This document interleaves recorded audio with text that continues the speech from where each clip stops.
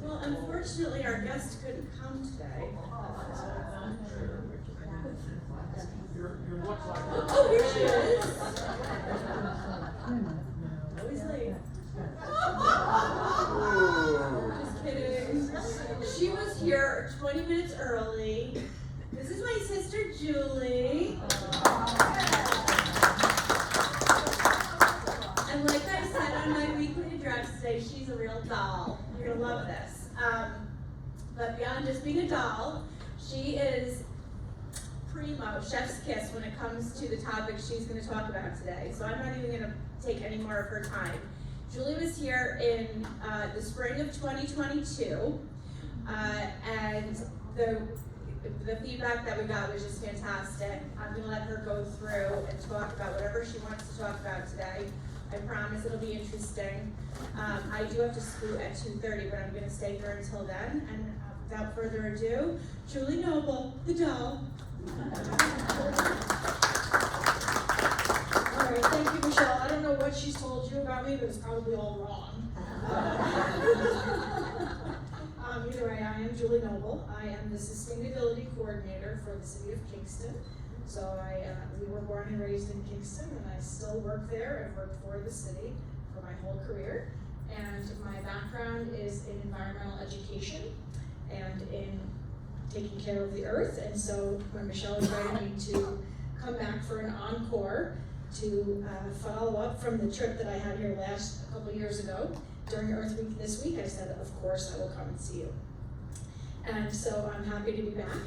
So 2 years ago, I came by and I had a whole table of things, and I went through all different little, tricks and low-hanging fruit, we call them, things that you could do here at Woodland Pond to be more sustainable.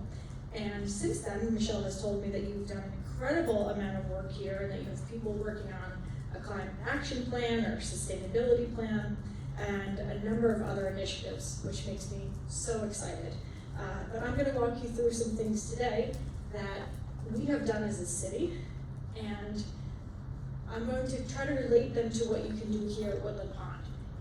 Here you have an incredibly large campus, you have residents, you have food services, you have many of the same things, similarities that you would have in operating a municipality. So I'm going to make some comparisons there, and also hope to provide you some more inspiration on how to keep doing the good work for sustainability.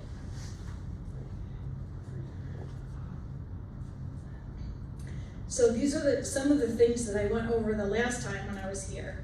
I talked about things like how to reduce paper, how to save energy on your computers, how to manage your food systems, things about dining in and dining out, how to save energy, about energy efficiency and conservation, things about how to make your living space more efficient, how to make your office space or your bathroom and your kitchen more efficient. We talked about transportation, and we talked about community and individual action. Today, I'm going to go a little higher than that, a higher level about how to make some more significant, dramatic change that transforms this campus. So this is a timeline of what we have done in the city of Kingston. Sometimes I know that it can feel like you're spinning your wheels. You have a lot of ideas, you want to get things done, you want to make change, you want to have an environmental impact, and just to reinforce, it takes a long time. We have done an incredible amount of work in the city of Kingston, but we've been working on it for a long time. Back in 2007, that is when I was first hired by the city to do the work that I'm doing now. And it's taken until now, 2024 now, to get so much of this good stuff done. And just some of the big picture, I know it's hard to see, but we have a Conservation Advisory Council, and one of your own residents here, Anita Collins, has been serving on that council for a number of years, and we're unfortunately going to have her leave the board because there's residency requirements, but she should be on your Conservation Council here if you have one. She should be helping with that plan because she knows the ropes. We've done some resiliency planning, so how are we going to prepare for the future? We created our first climate action plan back in 2012 and started a Climate Smart Kingston Commission. So that's the commission of people, volunteers, and I'm sure you have a similar board or commission. That's the people that enact our climate action plan. We did a natural resources inventory back in 2018 to understand what resources we have in the city. You could do the same thing here if you don't have that already. So understanding what your landscape is like. Do you have ponds? Do you have streams? Do you have forests? Do you have fields? Do you have wetlands? Do you have great soils? Do you not have any of those things? Map those things out, or work with a firm to map those out so you can understand what you need to protect if you would like to protect it. From there, we've gotten some certifications for climate smart work that we have done. We created our second climate action plan in 2021, and I'm going to go through that in just a minute because you're in the process of creating your plan. And recently we created a community preservation plan, which is going to help us conserve and preserve the land that we have in the city. And that we started that process with that natural resources inventory. Know what you have and then how you can preserve it. These are some of the things, and again, the font is really small, but I'll just tell you about them. This is how our climate action plan is laid out. Now here at Woodland Pond, I don't think you're calling it a climate action plan. Sustainability action plan. It's the exact same thing. So these are the different components that we have in the city that we focus on. Energy, transportation, land use, sustainable resource management, adaptation and resilience, and outreach and education.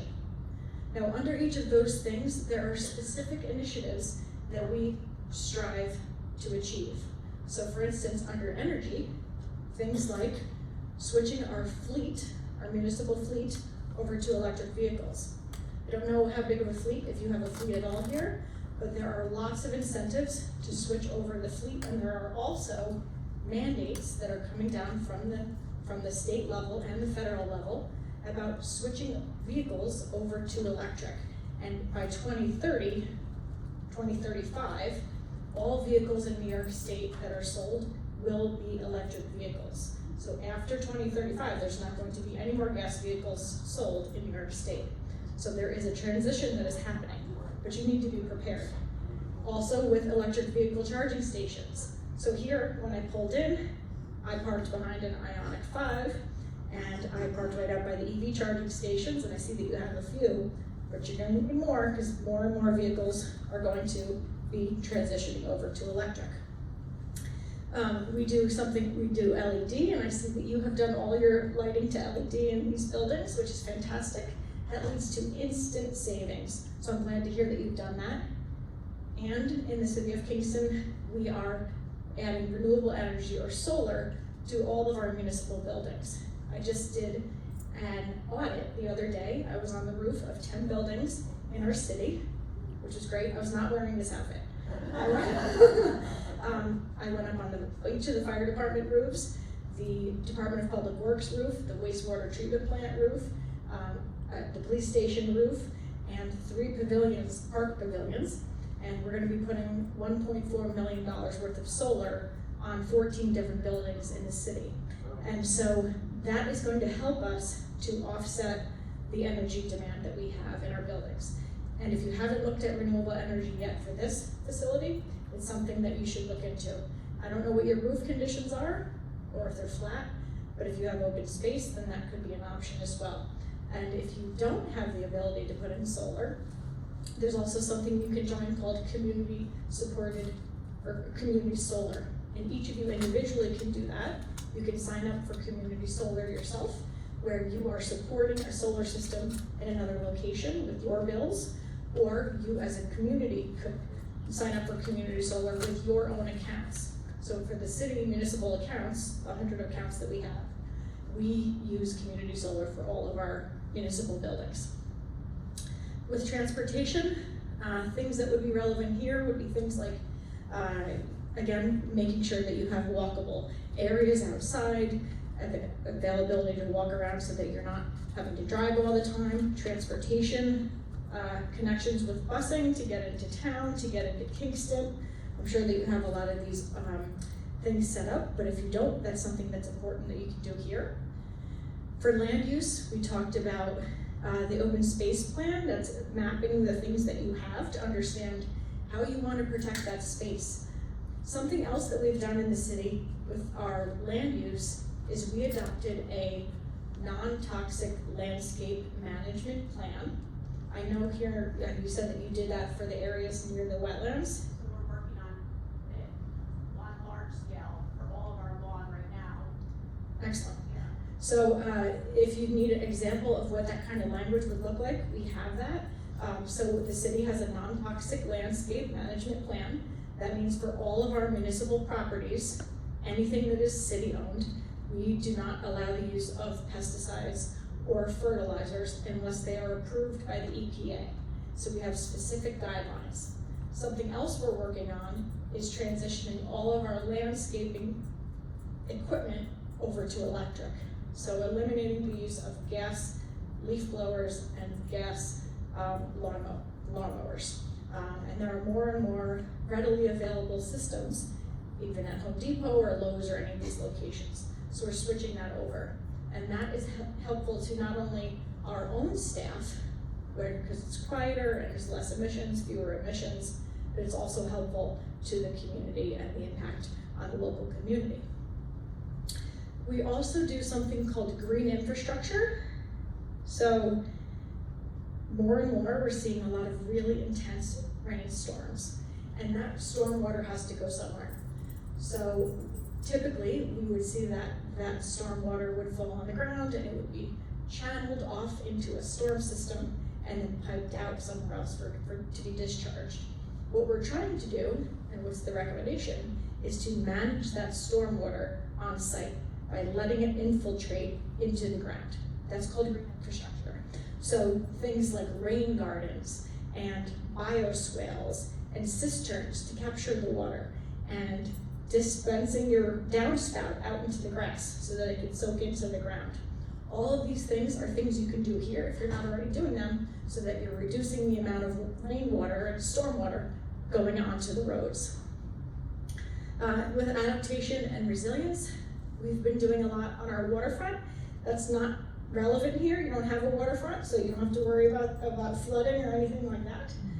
And outreach and education is something that it seems like you're doing a lot of as well with your groups. You're doing a repair cafe, which is awesome, and a couple other initiatives. So well done on that. Here are a couple things related to energy that we've been working on. Benchmarking. So in order to understand your energy use in your buildings, you need to understand from the beginning what your buildings are using for their electric and their gas. So we have a system that we use, which is available to you as well. It's EPA's Portfolio Manager. And in Portfolio Manager, you can manage and you can track your electric and your gas use in all of your buildings. And that way you know what your benchmark is. So what your baseline, how much energy you're using. By then doing environmental or energy efficiency projects, so like insulating your windows, or insulating your walls, or doing any kind of weather sealing, or any kind of envelope upgrades, you can then reduce your energy use and understand over time your energy use from the building. And that's benchmarking. Other things, we talked about clean heating and clean fleets, clean heating and cooling. So I'm not sure how your buildings are heated and cooled, but if they're heated and cooled using a fossil fuel system, using gas or any kind of fuel, then you can consider switching over to electric. And so by using heat pumps, electric heat pumps, or geothermal heat pumps, then you can switch off of fossil fuels and make them more efficient. And that's clean heating and cooling. You've already done your lights. I hear that you're working towards stretch code. So I don't know if you have a mandate for that, but in the city of Kingston, we adopted what's called New York Stretch Code. That is a building code that is one step higher and more efficient than the New York State General Building Code. And it looks like that you're working on that here as well. So that means that your buildings, new buildings hopefully, and maybe retrofits will also be more efficient. So good work on that. Let's go to some others. Here's a couple pictures of the work some things that we've done since the last time I was here. This is us switching over our lights. Our police fleet is switching over to hybrid or electric vehicles. So in our city, we have 260 vehicles, of which that includes fire trucks, police cars, Department of Public Works, packers that bring around trash, and sedans for the different departments. And even our police cars, we're switching over to electric. And then we have our EV charging stations all over the city to help to enhance the effort for folks around the community switching over. Here's our climate action plan. And one of the things that, if you haven't done it yet, your climate action plan should at the very least identify a goal for how much greenhouse gas emissions you want to reduce and to what year you want to do that by. So our first climate action plan we did in 2010, and we set goals of 20% reduction in greenhouse gases by 2020. We ended up hitting 32%, so above and beyond. Our second climate action plan, which we did in November 2021, is for 2030, 10 years, and we said we wanted to do 50% reduction in greenhouse gas emissions. But you can only do that if you know what your gas use is and your electric use is. You have to set the goals and then figure out how you're going to track it. Our first climate action plan that we did had 250 different recommendations for how to get there. Way too many. This next one only has 20 in 4 different areas.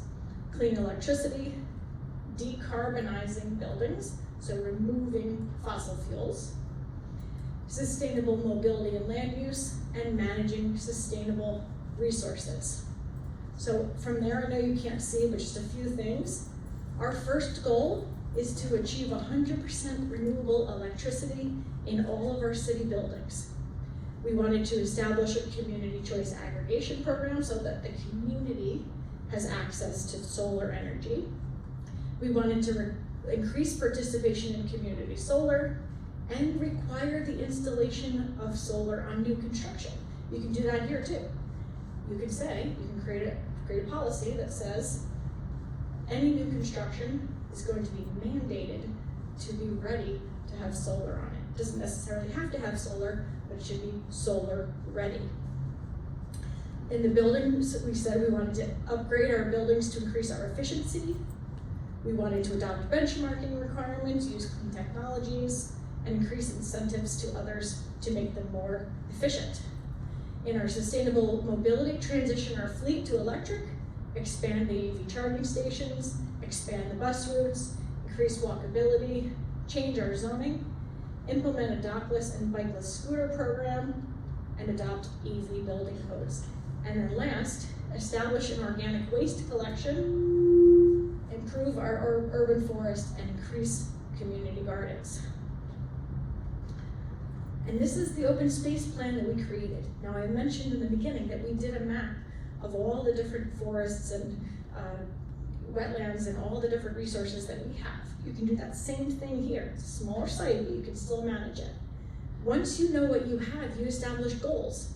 So we established goals like 10 new community gardens, 2,500 feet of stream corridor restored, 60 acres of land protected, 5,000 feet of waterfront access, 1,000 new trees that we want to plant by 2030, 500 acres of land protected in the Hudson Uplands, 5,000 feet of public access on the Hudson River, 1 new neighborhood park, and 50 acres of farmland and 5 new miles of trails.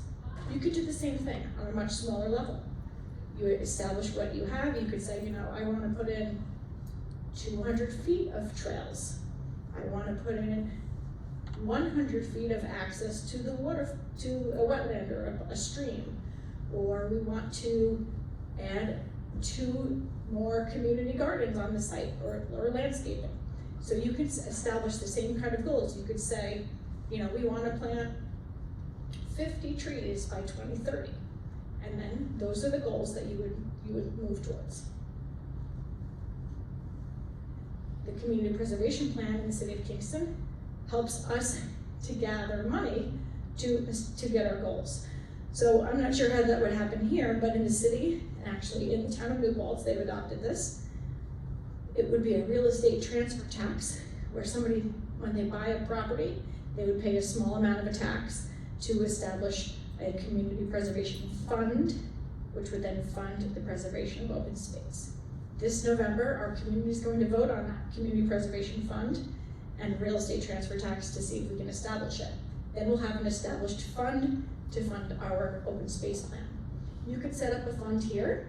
It wouldn't be through real estate transfer tax, but you could set up a fund for establishing your goals with your open space plan, or goals, or your sustainability plan. Set up a fund, and you can figure out a way, either through donations or through grant funding, to help to put money into that so you can continue to fund your initiatives.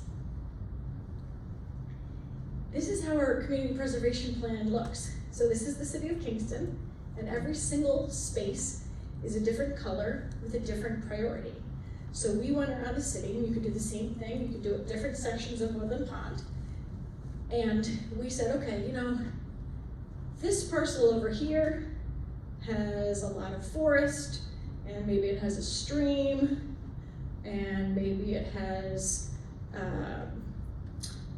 you know, good farm. Maybe this area on the top has good farmland, or maybe it has, you know, we looked at all the different natural aspects, and for every single thing that it had, we gave it a point. The darker the color, the higher the score. And then now we know those dark areas are the areas in the city that we want to conserve and preserve the most. So prevent the development in those spaces. We want to concentrate where people develop into the center of Kingston, where the white part is, so that that's where the homes and the businesses and all the activity can be, and the open space to focus around the outside. That's our preservation plan. And so everyone in the city can go in and they can look at it and they can say, okay, I live at 101 Wilson Avenue, and you can find my address on there, and you can see where I live compared to the conservation areas. We did a 100% renewable strategy plan for how we're going to achieve 100% renewable energy in the City of Kingston. This is a slide that you're not gonna be able to read, but here's how we did that. So 100% renewable energy means that we want to no longer rely on fossil fuels for the production of our electricity in the City of Kingston. We want to generate our own energy, and we want to reduce our dependency on Central Hudson. So we adopted solar guidelines, we're requiring local production, we're requiring folks to participate in community solar, we're purchasing renewable energy for our buildings, we're setting our energy goals, we're establishing community choice aggregation, we're streamlining the interconnection process, and lots of other things that you could also do here. This shows the pathway of how we're going to get there. So generally, putting in a lot of renewables, creating a municipal purchasing policy, so that's something else you can do here, which is where you can require folks, you can require or create a policy that says anything that you purchase is going to be green. So you might require green paper, recycled paper, recycled electronics. You might require any landscaping materials to be made out of recycled materials. Anything like that could mandate that the purchasing is more sustainable. And then adding more renewable energy and reducing your energy use as a total will get there to your 100% renewable. Kingston Organics has been the most fun part of my last 2 years since I've been here. We have started collecting food scraps in the city of Kingston, and I know that you do some food scraps collection here. And I hope that there's ways that we can help you expand that program. But what we do in Kingston Organics is that we have a drop-off program. I know this is a little bit gross, but we'll show you anyway. So I built these little sheds. That's not me, that's my colleague. So we bought 13 of those little sheds, and inside of them, we roll these totes, these little totes here, and we line them with green compostable bags. And then people sign up and they register. And when they register, they get this packet called Kingston Organics. And inside of it is everything you need to know on how to divert your food scraps. You guys do organics here but do you do it in the individual residences? So, yeah, residents have a centralized drop-off point, and then we also do that in the kitchen. Oh, cool. Yeah. So you have a drop-off point just like this, and you do it by people opt into it, or just anyone can do it? I don't know. Oh, cool. So if you're looking for ways to help to get the word out or to promote education about it, we give out this little packet, and in it has my contact information. We put a lock on it so nobody just walking down the street would bust into it, and animals don't get in. But we have a little thing that says what you can and cannot put in. I give everyone a home guide to reducing food waste. I give everyone a sticker to put on their compost container if they want to. I give them an information sheet about compostable bowls and things which we do not accept. And I give them a sheet that says what you can and cannot recycle, which has nothing to do with composting, but since I'm already giving them things, I just threw it in there. And so they get this packet, and they can come to drop off the food in the locations, and you can see, this was the first time that we dumped it. Right now we're getting 1 ton of food per week from folks in the city of Kingston. It is voluntary, it is free, and people are still doing it. They put their food in their car, they drive to one of these locations, they unlock the thing, they dump their food scraps in, and they take their dirty bucket home, and they're still doing it. And we're diverting 1 ton of food waste per week. This was the first week. These bags, which we don't allow people to put in bags, the only bags that are there are the bags that we put in the containers.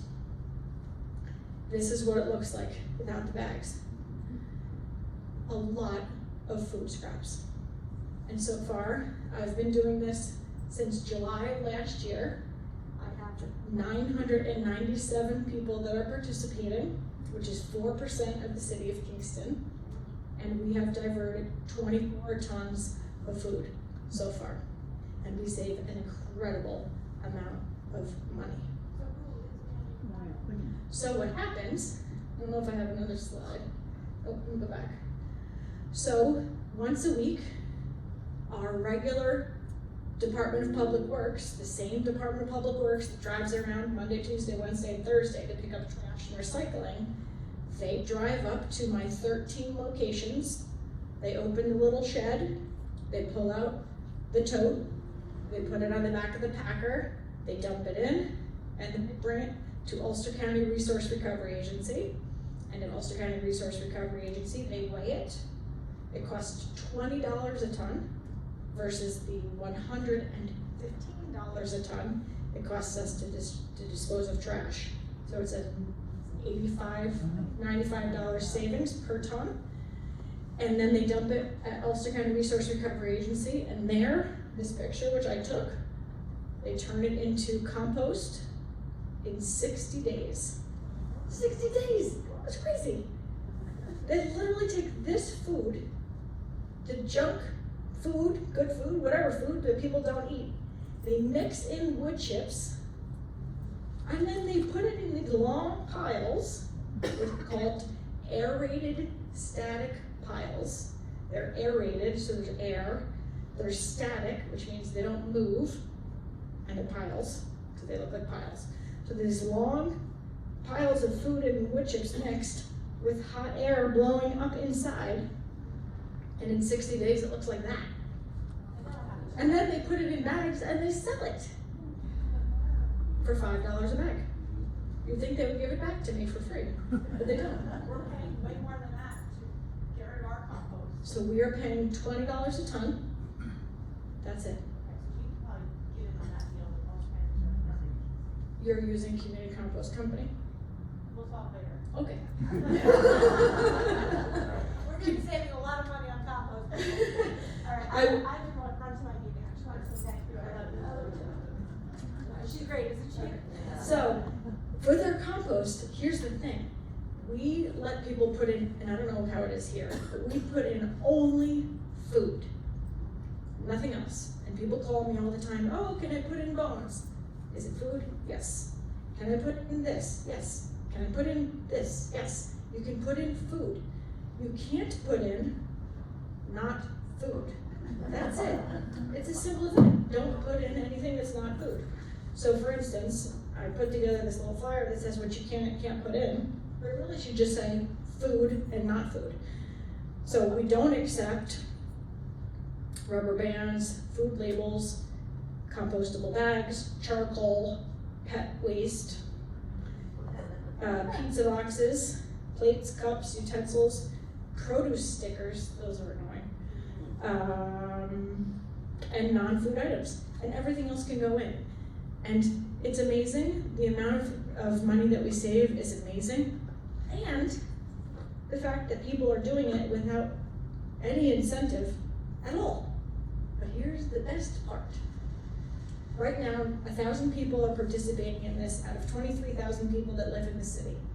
But it's annoying, at best, to put your gross food in your car and drive it to a place to dump it for no incentive. They're not saving money, I don't charge them for their trash, so they're not saving anything.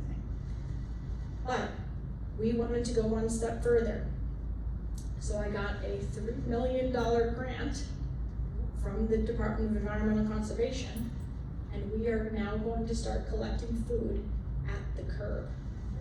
So everyone that wants to, it is not mandatory, everyone that wants to is going to get a little container, not a huge tote, a little container, probably a little green thing with a little flippy lid and wheels on it, and they will put their food scraps in it, and they will put it out to the curb, just like they do their trash and recycling, and we will drive around and pick it up. And they will not have any cost, and we will save an incredible amount of money. So it will not be bear proof. I don't think that we're gonna have bear problems in the city, but we may. But we don't have bear problems with our garbage cans, which currently have the food in them, so hopefully we won't have any problems with the food scraps ones. Yeah? Did you have a grant writer write that grant? Julie Noble. So I will 100%, I will give you a copy of the grant, I will give you a copy of our budget, I can give you anything you wanna see. Anything I've talked about, I will give you. I will help you. I don't even live in this town, but I love my sister and I will help you. So yes, the food scraps are 30% of your food, of your compost, of your trash components. So I will say, I sit here and I say that, we're not saving any money, but that's not really true. Because people have come to me and they've said, even though you still pay for your trash and your taxes, all those things, what people are saving on is garbage bags. So while as you would normally be changing your garbage more often because it's stinky and there's food and it's wet and gross, now that there's no food in their waste trash bags at all, they don't have to take their trash out as often and they're saving on trash bags. And so I'm very, very excited because frankly, if 1,000 people, it's 1,000 people, that represents 450 families, that's 4% of the city of Kingston. If 4% of the city is diverting a ton or a half ton or a ton a week, voluntarily, with no incentive, I can't wait to see what the response is going to be when we do it curbside. And the best part is, it's not going to be mandatory. So no one can come to me and complain and say, I don't want to do this, you're making me do this. I'm not making you do it. You can choose to do it, or you can choose not to. And so we'll see how it is. But I know that I've talked to my sister a little bit about some complications or tough things that you got going on with your composting here, so I'll be happy to help you to figure that out. And Community Compost Company is great, but they are a for-profit business. So, of course, everything's got a cost. Speaking of having a cost, something I didn't talk about last time that's important is sustainable fashion. So thinking about the amount of waste that is produced by clothing and the production of clothing.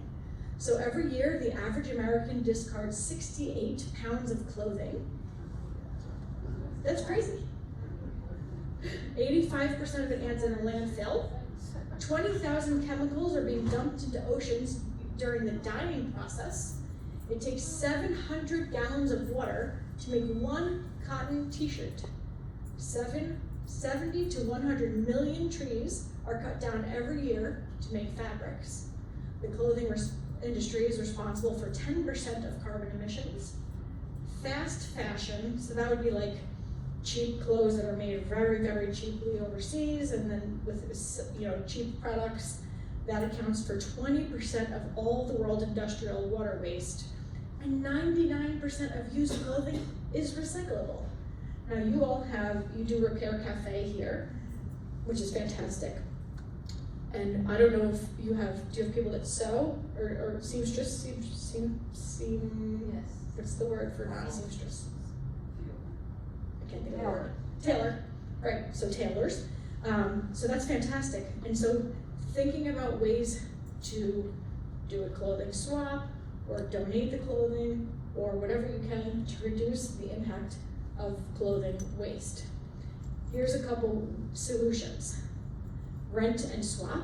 Again, you could, and maybe you do this already, but you could have one day a year, or one day a week, or one day a month where you have a place where you can come, people bring clothes, you can swap them, no money is exchanged, and you can save on that, the impact.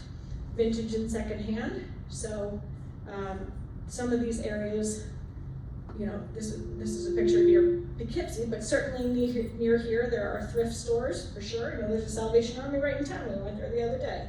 They've got furniture in there and all different sorts of things. And other thrift stores that are secondhand, so you are spending a nominal amount of money on clothing that is already been recycled. Recycling and upcycling the clothing itself. And when you are buying new clothing, buying high quality products so that it isn't fast fashion. It's something that's going to last a long time. And buying quality made clothing that will be durable. There can be things that are custom made, so people who take previously worn clothing and they change it around and make it into something new. And if possible, buying clothing that is organic or green certified. So it's interesting with thrift stores. I have a son who's 13. I don't know if you all know Michelle's family, but she has a daughter and a son. She has a daughter, Anna, who has bright red hair. My son, Matthew, although neither my sister or I have red hair, and neither of our husbands do. I have a son that could be her daughter's twin. They both have absolutely bright red hair. This is irrelevant, I'm just telling you because it's funny. But, so my husband and I, we love going to thrift stores. We never buy new clothes. None of our clothes are from anywhere new. Everything we wear is all thrifted. And so we would, whenever we're going on vacation or going out of town, we stop by the thrift store, just like a fun thing to do. And my son, who's 13, I don't know how people do it with 13-year-olds. Somehow we're surviving. He was always like, no, I'm not buying anything in a thrift store. It's used, it's dirty, it smells, whatever. It's like, okay, then you're not buying anything because we're not going to buy you a new, $80 Nike sweatshirt or a, $100 pair of sneakers or $300 pair of sneakers or whatever. And so we would be going to these thrift stores and coming home with, $20 worth of clothes, but it's like this many clothes and things. And he was looking at us like, wait, where did you get that? Where did you get that? Well, I got it at this thrift store. So now he's coming around to realizing if he wants stuff and if he shops smart, you can go through a thrift store and find brand new stuff. And it's fantastic. So now he asks me if we can go to the local thrift store. And we actually use an online system called Poshmark. It's this one here, Poshmark. It's an online thrift store, and you can sell stuff, and you can buy things on it, and you can barter. And so when Matthew has old toys that he doesn't want, I sell it on Poshmark, and he makes the money, and then we go to another thrift store, and he gets a new toy, or whatever it is. So it just takes a little bit of nudging, but he's used to it now, he loves it, and he knows that it's the responsible thing to do. So the last time I came, I made some suggestions about what Woodland Pond folks could do for sustainability. This is from 2022. So we're gonna revisit what I suggested at the time. I said that you could invest in renewable sources of energy like wind, solar, and geothermal. I don't know if you've made any effort so far to do that, but that's a suggestion. You could do a power purchase agreement or joint community solar. I mentioned that before. You could use PACE financing. So PACE financing is property assessed clean energy, and that means that you put renewable energy on a building, or you make the building more energy efficient, and the value comes out of a loan through the PACE financing program, and then that value stays with the building itself, so you should look into that. Creating the fleet, I mentioned that. Incentivizing rideshare, so if anyone needs to go into town, or needs to go into Kingston, or needs to go to Poughkeepsie, figuring out a way, and there's a program called 511 Rideshare. 511 Rideshare is a program where you would set up a portal here at the city, or at the Woodland Pond. It would just be an online system, and people would go into it and say, hey, on Thursday I have a doctor's appointment in Poughkeepsie. Is anyone else going to Poughkeepsie on Thursday? And if more than one person is going, you would combine those rides together, and that would be a ride share. Yeah. Our van does that. Oh, you do? Excellent. Our van does that. Perfect. So you have a system set up for that already. That is fantastic. If you needed additional methods of doing so, if you're going further away or other things, you could use 511 Rideshare. Adopting an anti-idling policy. So again, I don't know what kind of fleet you have here, but even for any vehicle that's coming by, there is a New York State law that says that any vehicle that is a heavy-duty vehicle, so if it's a large truck, should only idle for 5 minutes maximum. However, that means that every other vehicle can idle for as long as it wants to. In the city of Kingston in 2021, we adopted a law that said every single vehicle can only idle for a maximum of 10 minutes. That means whether it's parked in your backyard or on a city street, whether it is a little smart car or a big truck, whether it is a city employee or a private person or a visitor, idling is not permitted for over 10 minutes. And so the value of that is that you're reducing the greenhouse gas emissions from those vehicles, and you're protecting the air quality in that space. So it's something you could adopt here as well. You could create an anti-idling policy. You could put up a sign and then, oh, you did it already. Out front that says no idling Awesome. by the concierge entrance. That is fantastic. And are people following it?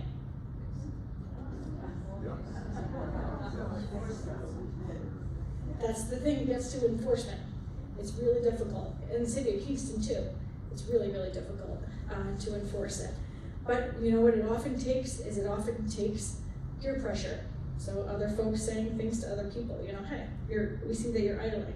You know, there's a sign and we don't like that here, please turn your car off. I'm so glad to hear that, very well done.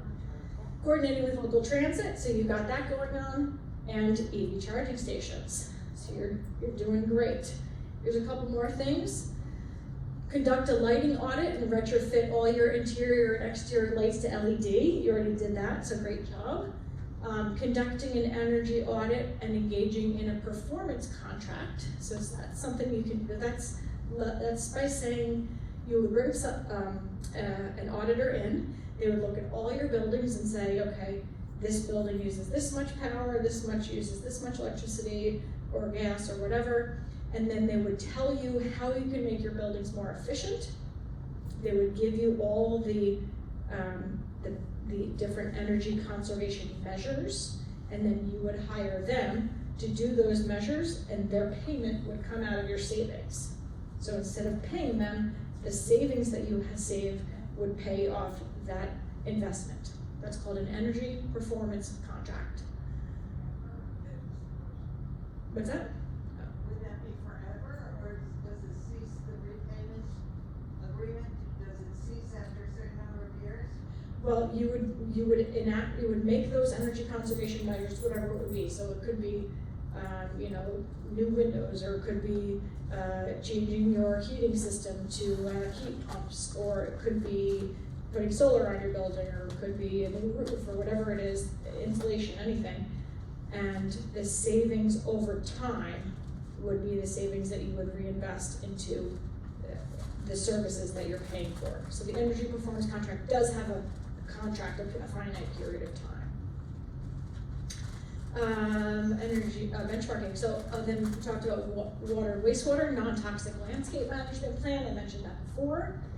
Looking at water conservation. So I'm not sure about any of the methods that you use here, but there are certainly very simple things you can do for water conservation in the building. So from the very simple little $1.99 flow reduction unit that you can put on your sink, so where your sink faucet comes out, you can, at Home Depot, there's a little knob thing that you can screw onto the sink faucet, and it reduces the amount of flow of water. It feels exactly the same, but it's less water coming out. It actually aerates it to low flow shower heads, low flow toilets.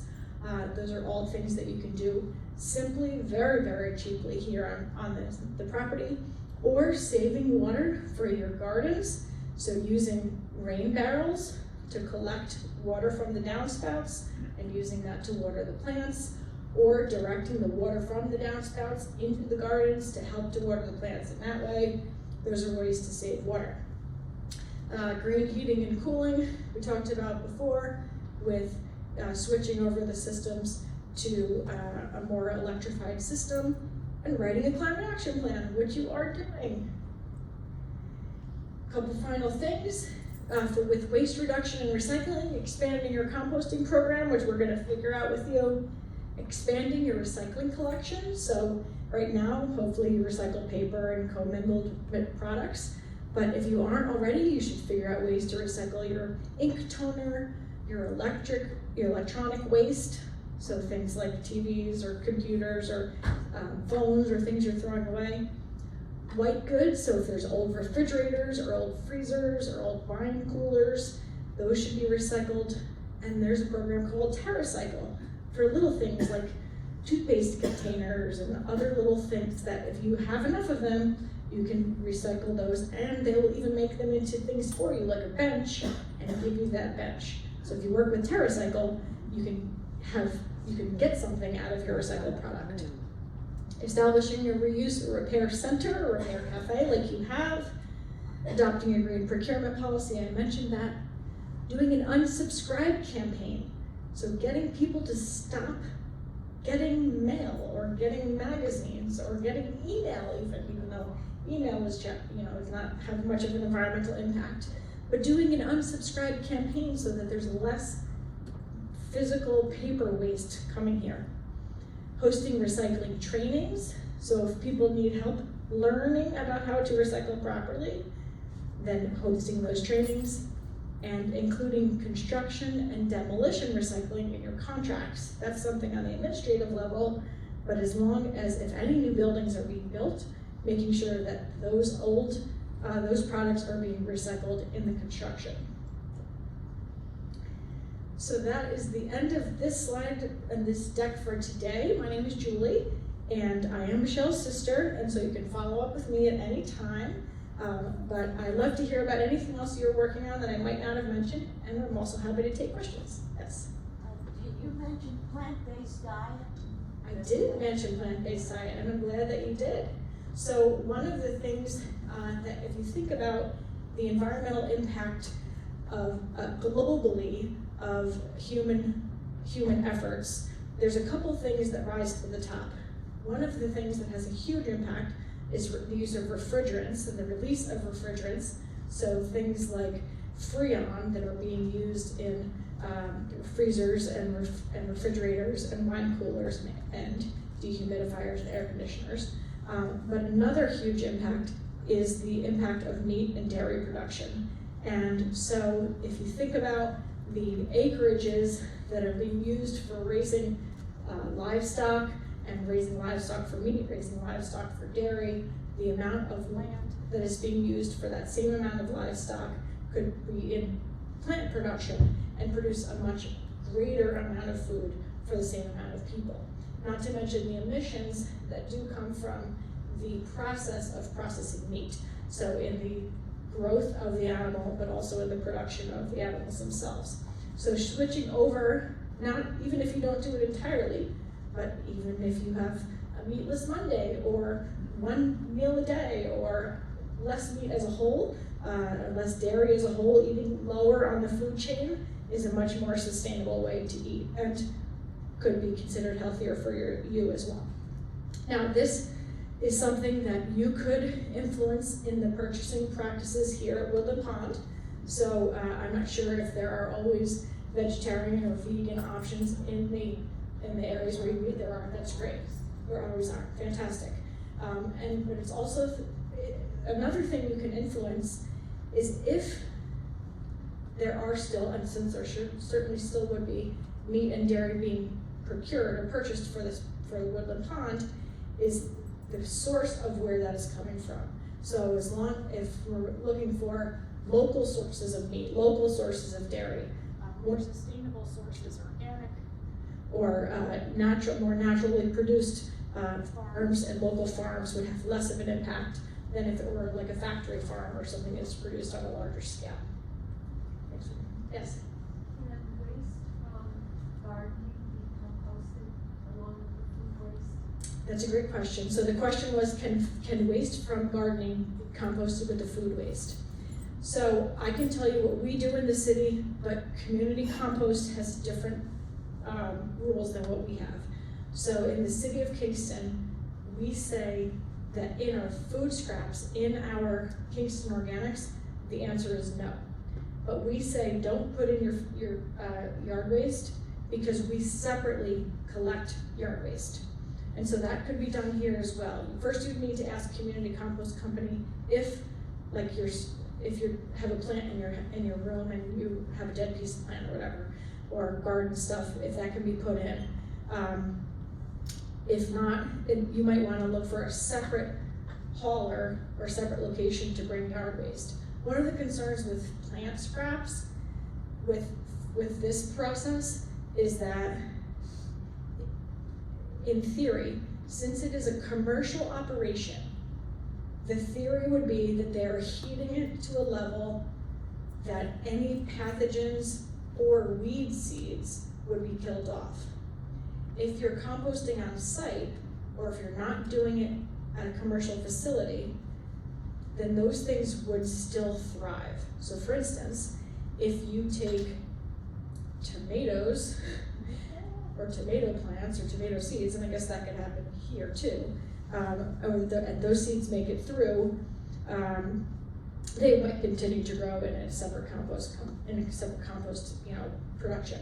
But otherwise, things like if you have any weeds, more importantly, like if you're weeding out of the garden, and those weed seeds don't get heated up and killed off enough, then they would be in the compost, which those companies would then be selling, and they wouldn't be able to sell it. It wouldn't be able to be certified enough for them to sell it, because then they would be selling people your weed seeds, and no one wants to buy compost and then have surprise weeds in it. So they don't allow us at Ulster County Resource Recovery Agency, they don't allow us to include plant debris. I would guess the community compost company would be the same, because they also sell their compost. Yes? For those of us who live in cottages, the soil is incredibly rich, cement blocks, and they backfill all the garbage when they build. And so it just inherited that soil, so I've always composted. There are containers that are about 2.5 feet, those big square things, and it doesn't take very much, it's more like a year. Yeah. But it does generate soil. and Yes. You can farm them in the back of the cottage and then all this and the other thing. Yeah, that's great. And so even if you're composting and doing small scale composting, you could buy small containers, you could, there's burying techniques where you could bury your food scraps into the ground, and that directly puts the nutrients right into the earth. There's tumblers where you can put all the compost into one batch of a compost container, and you can kind of compost it all at the same time. But any way to get the food scraps out of the waste stream is the way to do it. Yes? I would like to know if there's any place that you can take clothing that, you cannot take to a thrift shop. For example, and I've kept every one of them, I've never thrown them out. I have a lot of particularly pants that I use for gardening. Yep. I've washed them 2 or 3 times. They're beyond, nobody would want them, not even your son. So and I have a lot of it, because Yes. I've got them in bags in the shed. Yes. Where can I take that fabric, Yep. that used fabric that it can be Yes. Great cut question. up and reused? Yes, great question. Can I answer that for you? Yes. As a member of the steering committee, we have a representative, we Had someone here last year, and as, I'm George Ryer, member of the steering committee, and so we will help you with that. Okay. I don't know, I mean, you may have answered. Just publicly, so the way that clothing donations should work, whether you put it in one of those, sometimes on the side of a building or the side of the road, you'll see like a clothing and shoe drop off, or if you go to a sort of more global place like Salvation Army or Goodwill, or if you go to a local thrift shop, what should happen is that you should be able to bring any textiles, whether it's a brand new sweater that's right with the tags, or whether it's ripped, stained, garbage, gross, whatever. Even if it's a piece of fabric, if it's a one sock, if it's, an old t-shirt rag that you used in the garage, that still is a textile that's able to be recycled. So what should be happening at these locations is that they should be having someone that is sorting it into saleable. So like, okay, this shirt and this skirt are saleable, they're in good condition, they'll sell it. Or needs to be like mended and can be recycled, which case they would send it to a place that they would be working with that would be fixing what it was to then sell it. Or the last category would be textile recycling, meaning it's not resaleable, it's not reusable, and you're basically recycling it. What happens with those textiles typically is that they get shipped overseas and they get processed back into the original fibers of whatever they are, or they get shredded up. Sometimes they get used in building materials, sometimes they get used in all different things, but ideally there would be no waste whatsoever. So that's why those clothing and shoe things that you see on the side of the buildings and side of the roads, they should be going through that entire process. Now, like a local thrift store, like a little mom and pop thrift store, might not have all of that. They might only take like saleable stuff. And if it's a consignment shop, you know, they're only gonna take the really good stuff. I don't do consignment shops. But I don't throw away any textiles, and that includes shoes, sheets, old cloth napkins, rags, you know, bath towels that are shredded and gross. I put all of those in the textile recycling. Yeah, sure. So I think Michelle organized it with you, so I'm just stepping in here as a member of our steering committee to thank everybody for coming today. This is part of the Sustainability Committee Earth Week, and we want to thank our Earth Week committee, chaired by Susan Gilder, and for all the other members. They did a great job, and you've done a wonderful job here too. I'd like to ask if anyone is interested in participating in any of our 8 task forces to leave a note. There's a table right outside of the mailroom. Just put a note with your name and your contact information, and that you're interested in one of the committees, even if you don't know what they are. We're doing a lot of what you suggested 2 years ago, because we had you here last year as well. So thank you so much for coming, Julie, and thank you all for coming.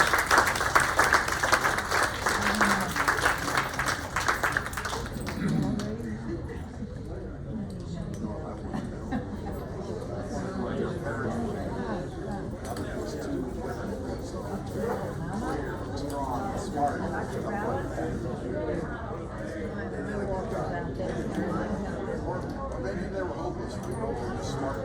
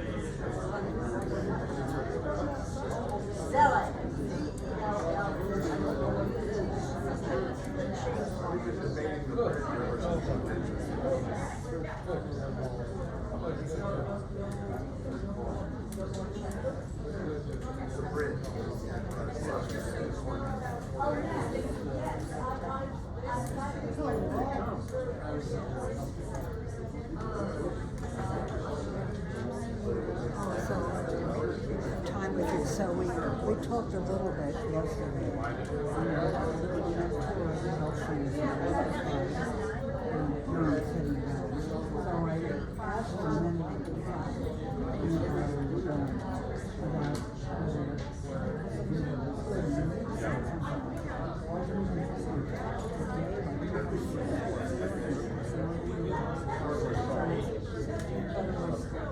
Set it up and then it just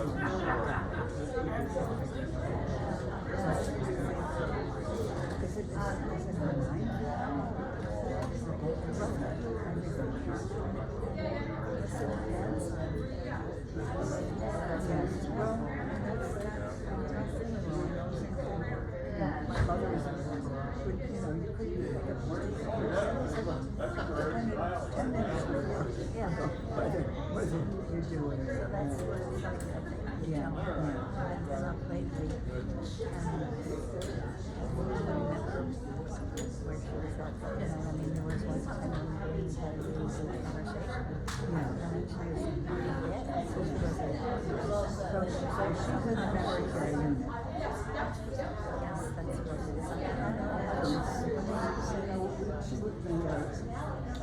The head of she was taking it around.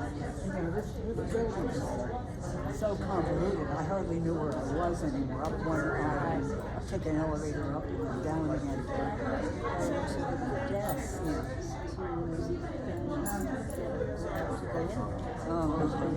Oh, so you have to go to in the front, yeah, right, yes, that's right. Yeah. So, yeah, but it seems like things went downhill very fast. Yeah, but I think it varies. Varies, okay. Yeah.